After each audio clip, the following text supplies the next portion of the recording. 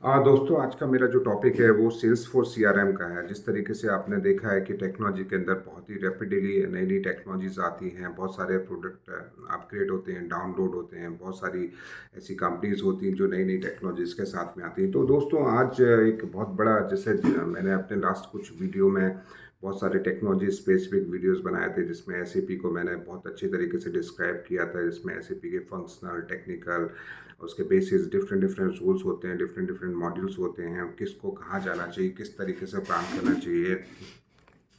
जावा पर कुछ वीडियोस बनाए थे, तो आप उनको रेफ़र कर सकते हैं। तो आज का मेरा जो वीडियो है वो सेल्सफोर्स को लेके है। जनरली एसएफडीसी बोलते हैं, या सेल्सफोर्स सीआरएम, या Salesforce developer, Salesforce technical, Salesforce admin. तो ये सेल्सफोर्स के अंदर बहुत सारे रोल्स होते हैं, डिफरेंट डिफरेंट रोल्स होते हैं। उसके अंदर प्रोग्रामिंग लैंग्वेज भी होती है, उसके अंदर बहुत सारे टेल हेड जैसे बहुत सारे ट्रेनिंग फ्री प्लेटफॉर्म्स अवेलेबल हैं। उसके अंदर एक ऐप्स एक्सचेंज करके है, जहाँ पर आप बहुत सारे, तो मैं वन बाय वन वो सारी चीज़ों पे लेके आऊँगा।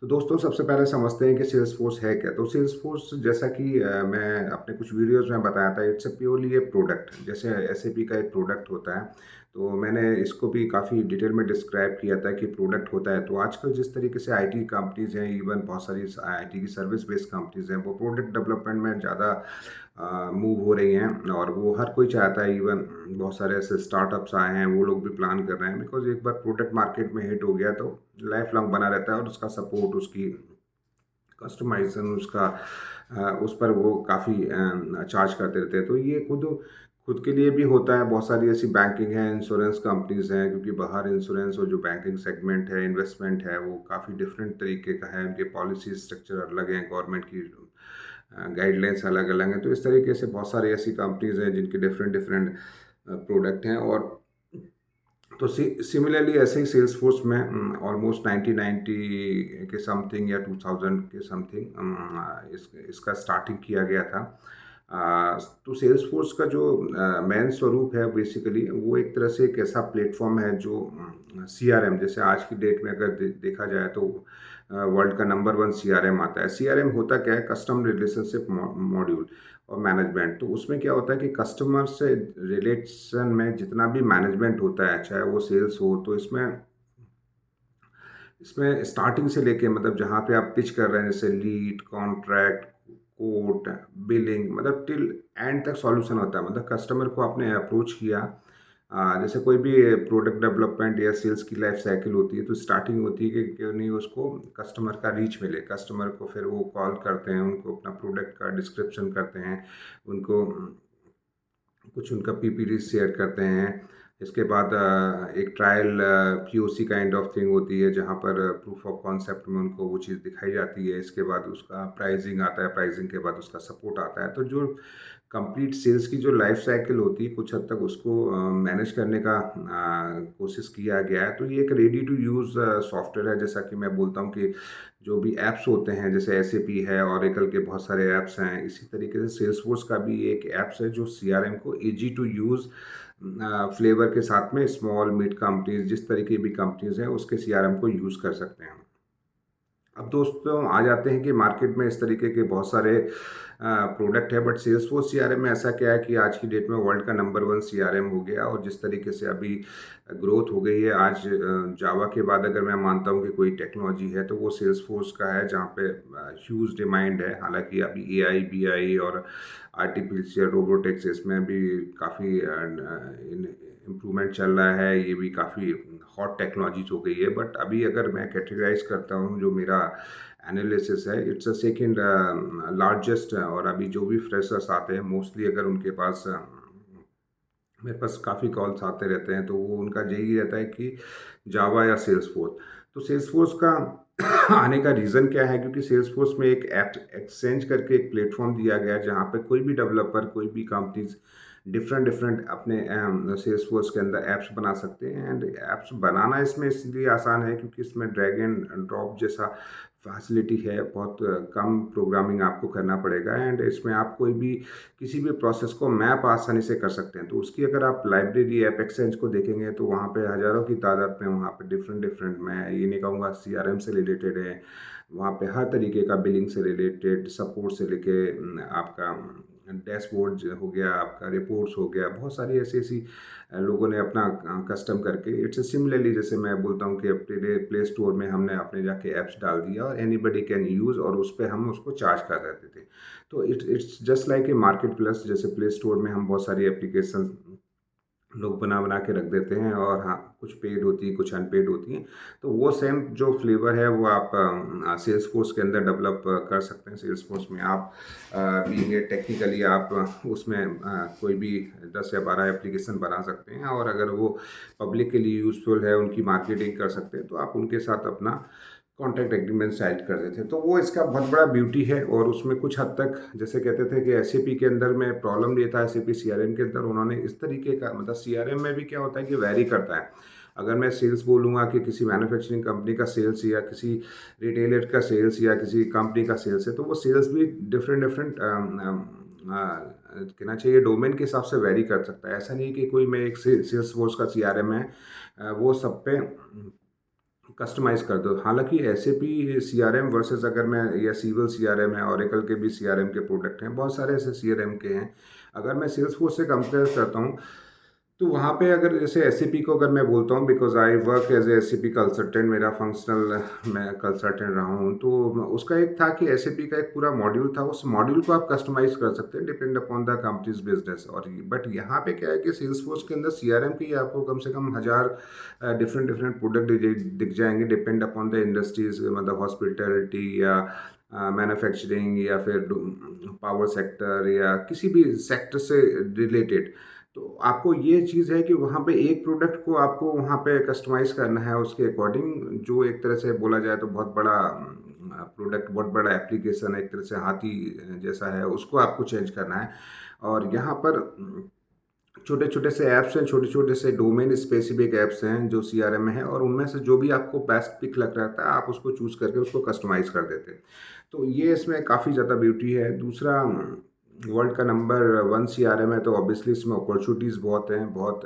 एवरी कंपनी, जो भी बड़ी कंपनी छोटी कंपनी हो, आज की डेट में almost if I calculate almost 70 to 80% जो कंपनीज होती हैं वो सेल्स फोर्स को यूज़ कर रही हैं। कमिंग टू द किसको जाना चाहिए, क्या क्या रोल्स हैं। सेल्स फोर्स के अंदर जनरली 3 तरीके के रोल्स होते हैं। सेल्स फोर्स फंक्शनल कंसल्टेंट होते हैं, सेल्स फोर्स टेक्निकल होते हैं, और सेल्स फोर्स एडमिन होते हैं।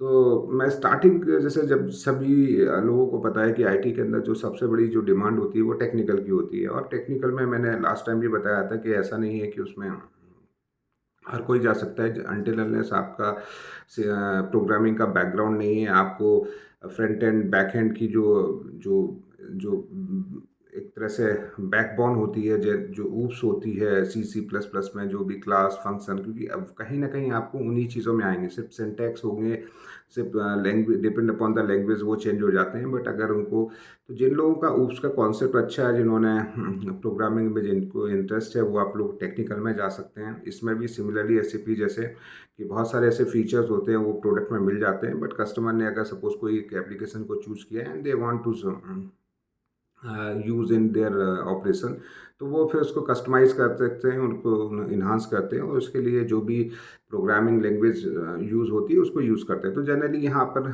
2 तरीके की प्रोग्रामिंग लैंग्वेज होती है। एक तो एपेक्स करके है, जो सेल्सफोर्स का खुद का एक प्रोग्रामिंग लैंग्वेज है, जिसके थ्रू आप जो भी आपको नए फीचर्स ऐड करने हैं, जो भी नई प्रोग्रामिंग करनी है, वो आप कर सकते हैं। दूसरा एक आपका जावा स्क्रिप्ट रहता है, जो आपका फ्रंट एंड है। तो बैक एंड में अगर बोले तो आप एपेक्स का यूज़ कर सकते हैं, और फ्रंट एंड में आप जावा स्क्रिप्ट के थ्रू लाइटनिंग एक फ्रेमवर्क है, एक इनका जो कंपोनेंट बेस्ड फ्रेमवर्क है उसके थ्रू। तो अभी मोस्टली जैसे, बिकॉज अभी लुक्स एंड फील्स, जो दिखता है वो बिकता है, बहुत कॉमन सा मंत्र है, तो उसको लेके काफ़ी ओपनिंग्स रहती है। सेल्सफोर्स लाइटिंग में ह्यूज डिमांड है, जहाँ पर उनको फ्रंट एंड साइड में जो कस्टमाइजेशन होता है उसको करने के लिए उनके होते हैं। सेल्स फोर्स बैकएंड में भी उनके पास होती है। तो टेक्निकल को अपन 2 भागों में भी डिवाइस कर सकते हैं कि सेल्स फोर्स लाइटिंग या सेल्स फोर्स डेवलपर। दो तरीके के जॉब रोल्स होते हैं, तो जिसका प्रोग्रामिंग में ज़्यादा है वो लैंग्वेज वो उसमें जा सकते हैं, जिसको फ्रंट एंड साइड में मैंने अपने कुछ एक वीडियोस बनाए हैं कि फ्रंट एंड टेक्नोलॉजीज़ क्या होती हैं, बैक एंड टेक्नोलॉजीज़ क्या क्या होती हैं, उनको भी आप रेफ़र कर सकते हैं। तो ये तो हो गया सेल्सफोर्स टेक्निकल। दूसरा होता है सेल्सफोर्स एडमिन। तो एडमिन में क्या होता है, बिकॉज़ जैसे मैंने बोला सीआरएम बहुत बड़ी प्रोसेस होती है, वो बोलने में बहुत आसान होता है। बट अगर मैं पूरा सीआरएम को अगर मैप करूँ तो it's a very wider process होगी। तो इसमें डिफरेंट डिफरेंट से यूजर्स होते हैं, उनके रोल्स होते हैं, उनके एक्सेस होते हैं, उनको कुछ कुछ परमिशंस मिलती हैं, उनकी प्रोसेस से रिलेटेड होते हैं। तो इसमें एडमिन्स की भी काफ़ी बहुत डिमांड होती है, जो पूरी सेल्स प्रोसेस को समझते हैं और उसको कस्टमाइज़ कर सकते हैं डिपेंड अपॉन द कि किसको क्या एक्सेस देना चाहिए और किस तरीके से वो एक दूसरे से इंटीग्रेट करते हैं।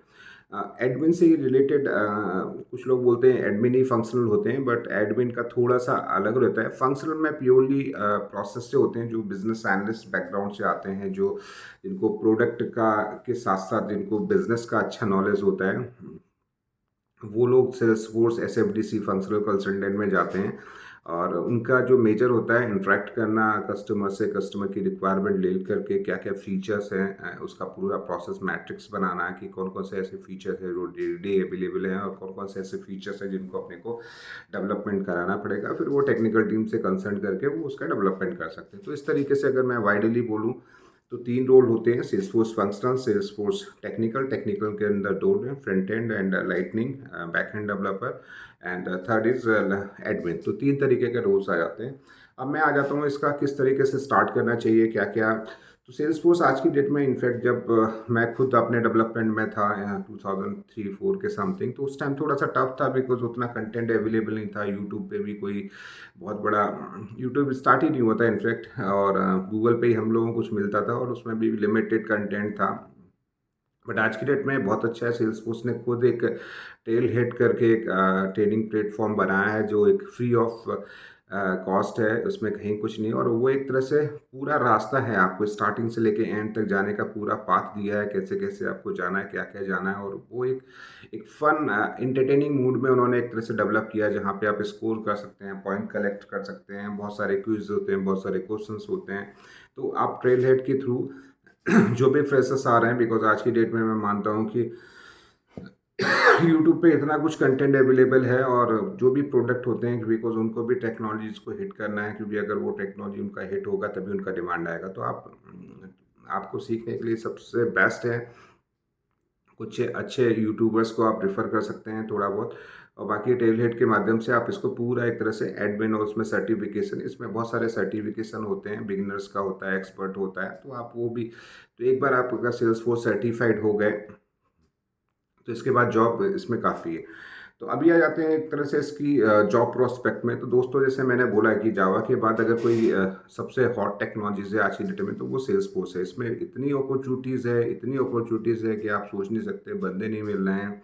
हर कंपनीज़ को, चाहे स्मॉल हो, मिड कंपनीज़, उनके सपोर्ट, उनके डेवलपमेंट इसमें काफ़ी लार्ज स्केल पे चल रहा है। सिर्फ प्रॉब्लम होता है कि जिन लोगों को कैंपस प्लेसमेंट के थ्रू वो जॉब में आ जाते हैं, बिकॉज़ आजकल थोड़ा-सा फ्रेशर्स के लिए दिक्कत है, बिकॉज़ जो कैंपस से सिलेक्ट हो जाते हैं वो तो ठीक है, बट जो कहीं से भी पढ़ते हैं या ट्रेनिंग से करके, तो उनको थोड़ा-सा प्रॉब्लम रहता है कि किसी भी कंपनीज़ में। बट अगर आपका टेक्निकली साउंड है और आप एज़ ए फ्रेशर्स वो इंटरव्यू क्रैक कर सकते हैं, तो आप उसमें जा सकते हैं। बट एक बार आपको एक्सपीरियंस हो गया सेल्सफोर्स में, फिर इसमें बहुत अच्छा पैकेज है। इसके आज की डेट में आप 5 से 6 साल से अगर आपका एक्सपीरियंस है सेल्सफोर्स में, तो आप आराम से 25-30 लाख का पैकेज आप उठा सकते हैं, और 10-12 साल का एक्सपीरियंस है तो ऑलमोस्ट 50 के। तो इसमें पैकेज का कहीं कोई कंसर्न्स नहीं है। बहुत सारा मिडिल ईस्ट, यूएस के बहुत बड़े-बड़े क्लाइंट्स हैं जो सेल्सफोर्स पे काम कर रहे हैं, यूज़ में रिक्वायरमेंट है, और ये एक लॉन्ग टर्म सस्टेनेबल, मतलब एसएपी को एक तरह से सीआरएम के अंदर तो बीट कर ही दिया है, तो एक बहुत अच्छा टेक्नोलॉजीज़ है। तो दोस्तों कुछ हद तक मैंने इसमें सारी चीज़ें आपकी कवर कर दी है। इनफैक्ट अगर आपको लगता है कि सेल्सफोर्स रिलेटेड और भी कुछ चीज़ आपको पूछनी है, आप प्लीज़ यहाँ पर कमेंट ऑप्शन में जाके आप कमेंट कर सकते हैं। मैं डेफ़िनेटली उन चीज़ों का आंसर आपको दूँगा। दोस्तों बाकी मेरा आपसे अनुरोध है कि प्लीज़ इस चैनल को ज़्यादा से ज़्यादा लोगों तक शेयर करें, सब्सक्राइब करें, जिससे इसका रीच बढ़े और जो वाकई जिनको ज़रूरत है, क्योंकि इसमें बहुत सारे ऐसे कुछ वीडियोस पड़े हुए हैं जो डिपेंड अपॉन द, जैसे 40 इयर्स प्लस लोगों के लिए क्या चैलेंजेस आ रहे हैं, फ्रेशर्स को क्या इशूज आते हैं, रिक्रूटर्स का क्या प्रोफाइल होता है जावा स्क्रिप्ट एसएपी को लेके। तो वो हर किसी को जो उस चीज़ में ज़्यादा था उसको एक तरह से आपको सपोर्ट मिलेगा। तो प्लीज़ उसको शेयर करें मैक्सिमम, जिससे इसका जो भी मेरा मिशन है, जिस तरीके से मैं एज ए एम्प्लॉयमेंट स्पीकर अपने आप को प्रोड्यूस कर रहा हूँ, सो उसमें मैं आने वाले समय में और भी इन टॉपिक्स पे वीडियो बनाता रहूँ। तो मुझसे जुड़े रहने के लिए धन्यवाद। जय हिंद, जय भारत, वंदे मातरम।